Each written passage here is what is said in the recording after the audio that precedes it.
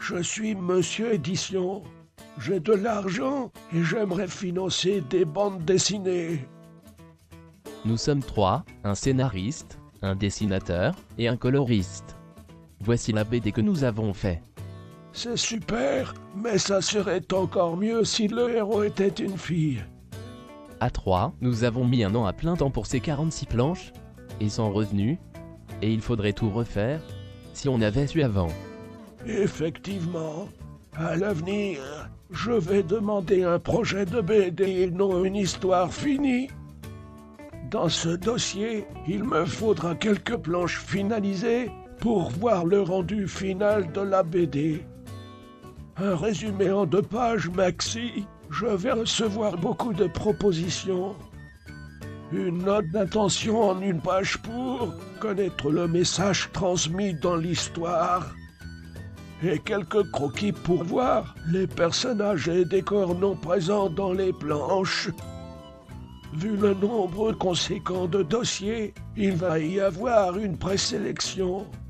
Ensuite, l'équipe éditoriale se regroupera 2 fois par mois pour discuter des dossiers intéressants. Même à ce stade, il y a plusieurs refus possibles. Le projet ne correspond pas à la ligne éditoriale.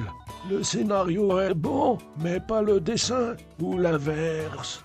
On peut négocier avec l'auteur pour une collaboration avec un autre. Le budget de 7 trimestres est atteint. Le projet attendra. Maintenant que nous avons signé, vous serez payé en droit d'auteur pour chaque planche et vous toucherez 10% sur les ventes. 10% seulement? Oui, il y a beaucoup d'intermédiaires. D'abord, il y a l'imprimeur qui enverra les BD au diffuseur. Le rôle du diffuseur est de gérer l'envoi des BD dans les centres d'achat, qui sont les derniers intermédiaires avec les lecteurs. On va devoir faire de la qualité et être productif si on veut vraiment en vivre. Il y a des solutions alternatives. L'auto-édition consiste à se financer seul et n'avoir que l'imprimeur et le libraire. Mais la diffusion est souvent locale.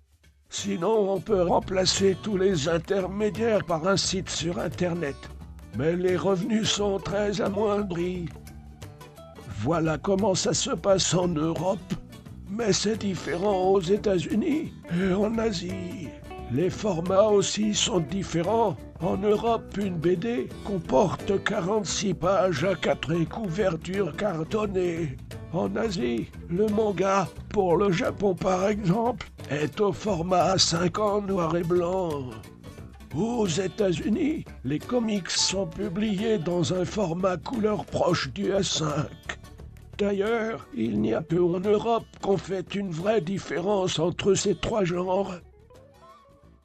Et voilà, en espérant vous avoir éclairé sur l'univers de l'édition de bande dessinée.